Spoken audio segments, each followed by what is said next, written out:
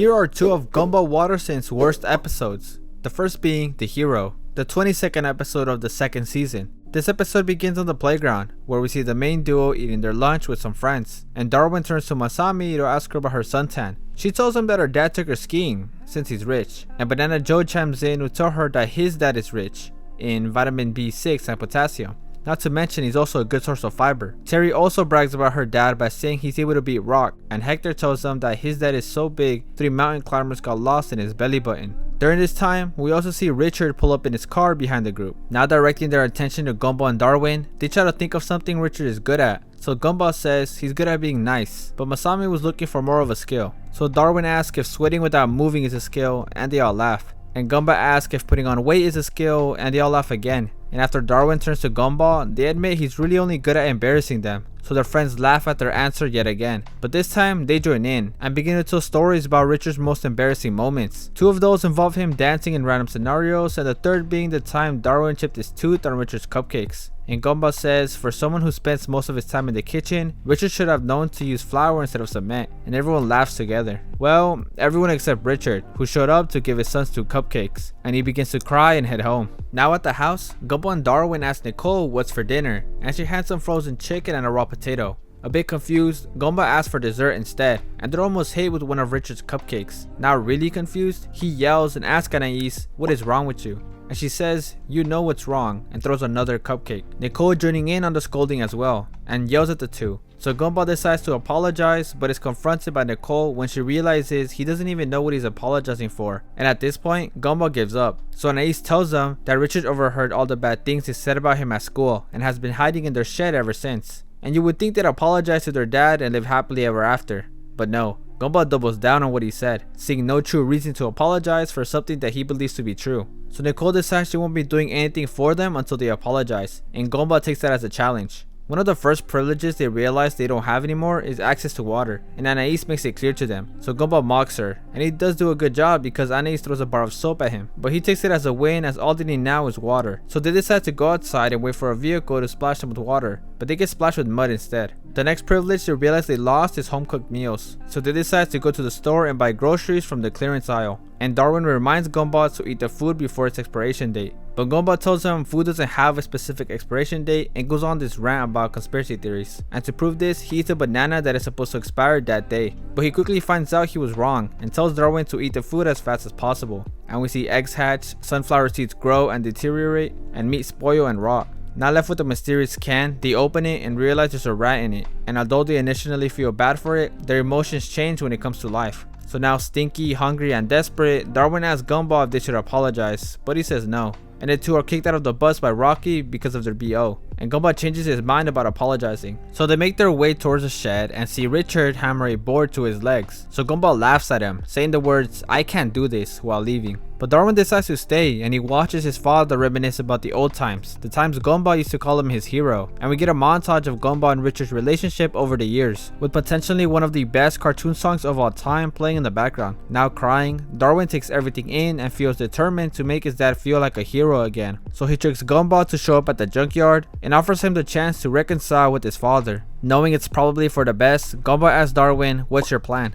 And Darwin tells him that they are going to get picked up by a magnet and dropped into a cruncher, and reveals that Richard is going to be the one to save them. So Gumball freaks out, but Darwin brought a safety remote just in case anything goes wrong. So Gumball is relieved and they go forward with the plan. But when Darwin turns on the magnet, not only does it pick up the car, but also their safety button, and they aren't able to remove it from the roof. But Darwin notices Richard and tells him he can stop it from the control box. But that plan is quickly cut short when Richard crashes into it, causing the crane to move. And they yell to get their father's attention. Stumped for a moment, Gumball rudely yells at Richard to use the ladder to help them. And he does try, but the magnet pulls it in as well, and Gumball sarcastically praises him, making him feel even worse. So Darwin defends their father, but Gumball continues to insult him. After this, Richard decides to turn off the magnet, but is forced to turn it back on when his kids almost crash on the ground, and the crash box starts to malfunction, causing the magnet to pull in every piece of metal in its radius. Realizing the scraps are creating a type of ladder, Richard uses this opportunity to reach his children. But during his climb, he almost falls, and Gumball throws a sarcastic comment at him. Continuing, Richard accidentally turns on a mower and it tears his clothes, so Gumball throws another sarcastic comment at him, and with the rope slowly tearing apart, it causes Richard to fall. and the two kids begin to cry, Gumball even admitting that in spite of everything he was still proud of him. But he quickly changes his demeanor when he realizes Richard is safe and planless, and the rope snaps, dropping everyone on the ground except for Gumball, who is standing on a ladder over the crusher, and Richard reaches him in time to encourage him, telling him he has to get up. But frightened and full of doubt, Gumball cannot get up, but Richard continues to motivate him, even showing flashbacks of the time Richard showed Gumball how to walk, and Gumball is finally able to get up, and he runs towards Richard, begging him to catch him. Reassuring his son, Richard watches Gumball make his way towards him like many years ago, and Gumball jumps. The rain pours, Darwin faints, and Richard catches him and they both cry while Gumball tells his father that he will always be his hero. Everyone finally making up and hugging one another. And we see Richard hanging up a drawing his kids made for him, and the episode ends. Yeah, I remember the first time I watched this episode, I thought, what the hey, because as bad as Gumball can be, I've never seen him act this way, almost out of character even. I've seen a lot of people even refer to this episode as non-canon because of Gumball's actions alone, and you can't really blame them. Gumball was an insensitive brat this episode. His disrespectful remarks and derogatory comments about his father really make this his worst personal episode. The second episode is The Laziest, the 11th episode of the first season of the show. This episode begins at home, where Nicole tells Richard to vacuum the living room, clean the fridge, and take out the trash. Richard agrees to do so and Nicole heads off to work, but as soon as she leaves, he sits on the couch, too lazy to even take out the trash. So he attempts to move it using his mind and it's interrupted by Gumball, who asks him to play. He says no at first because he has to take out the trash, but then he gets an idea. He tells the two that they're bank robbers who need to take their loot and take it to the safe house, and they do. On their way to the safe house, they realize he tricked them into taking out the trash, so they confront him, and he apologizes, telling them that he has a medical condition called laziness. So in retaliation, Gumball says that they're gonna be the lazy ones from now on. But Richard laughs in their face and tells them that if they can find anyone in Elmore lazier than him, he'll do their chores for a day, but if they can't, then they'll have to do his chores for the rest of their lives.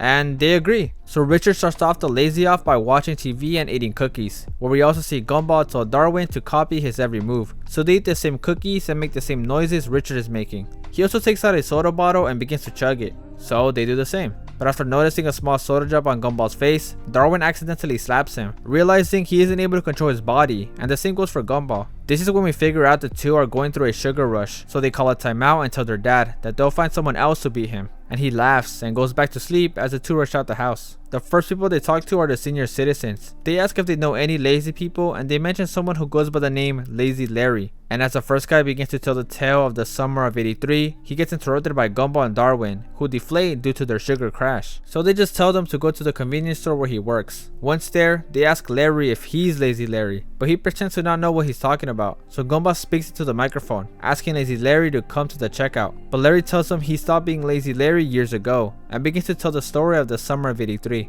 But Gumball asks for the short version instead. Larry says he was the laziest guy in Elmore until he lost his title to Richard Watterson. And this is when Gumball straight up asks Larry if he can help them beat their dad in a lazy off. He politely declines as he has important things to worry about now, like his car, his house, and a girlfriend he intends on proposing to. So he tells them very nicely to go home and he continues to work, but they're there to ask him again, and again, and again. They end up asking him a total of 7 times before he freaks out and yells, resulting in his boss firing him on the spot. With no job, they ask him again and he says no, again.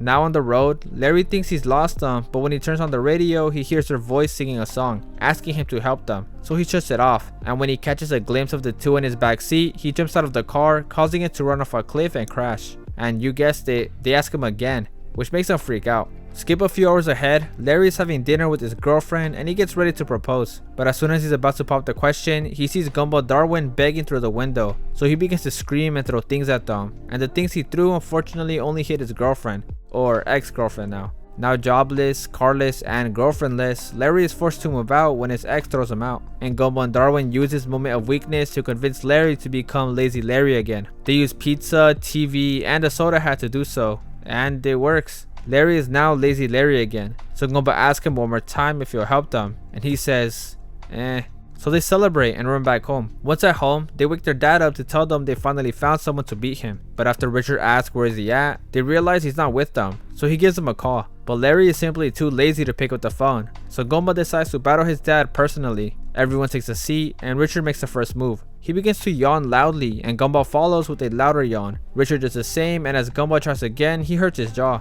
After a few hours go by, they begin to get hungry, and Richard uses his lazy powers to blow a piece of paper with a pen on it, causing it to hit a skateboard and push it forward until it bumps into a chair and launches a pizza straight into his mouth.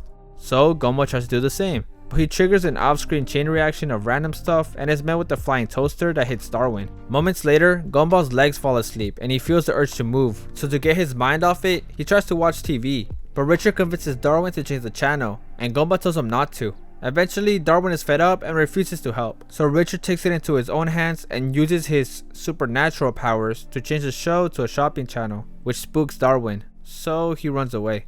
Succumbing to the boringness of the shopping channel, Gumball starts to tighten up, resulting in his pants button launching straight towards the TV, successfully changing the channel back. A bit bothered by this, Richard's expression changes when he hears a car approaching, and he hops off the couch and admits defeat. Realizing they've won, Gumball and Darwin begin to dance and celebrate, only to be interrupted by Nicole, who shames them for fooling around while their dad does all of the housework. She tells them to get off the couch and to resume all the unfinished work, while Richard takes a break. And we see the two forced to clean the house and pick up after their father. And the episode ends. Yeah, this episode really exposes Gumball's careless nature, and although Darwin was involved as well, it was Gumball's idea to challenge his dad and find someone lazier than him. His determination to best his father resulted in Larry's life being ruined. They made him lose his career, vehicle, home, and girlfriend, just to become Lazy Larry again, and when he realized he wasn't able to help them, he just brushed him off. Well guys, it looks like that'll be it for today. I'm very curious to see if you guys also believe these were Gumball's worst episodes, or if there were others I might have missed. Let me know in the comments below. But anyway, please make sure to like the video if you enjoyed, and subscribe if you'd like to see more. Thank you so much for watching, and I'll see you guys next time. Later. Also, don't forget to check out my other videos as well.